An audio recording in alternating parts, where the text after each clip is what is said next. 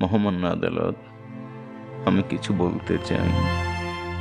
আমি এদেশের একজন বীর মুক্তিযোদ্ধা। 1971 সালে যখন যুদ্ধ হয়, তখন আমি লন্ডনে বসে এদেশের যুদ্ধ পরিচালনা করেছিলাম।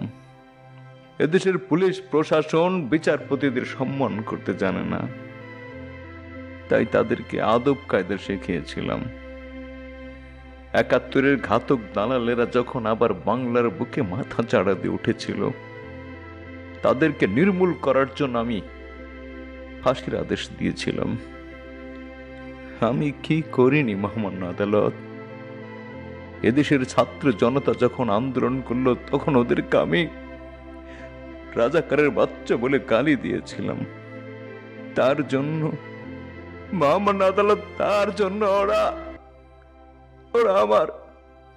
আমার বেঁচের মধ্যে লাথি দিয়ে বেঁচে গালিয়ে দিয়েছে মহামান্য আদালত, বেঁচে গালিয়ে দিয়েছে।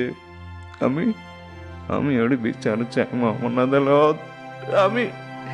আমি এর বিচার চাই মহামান্য আদালত।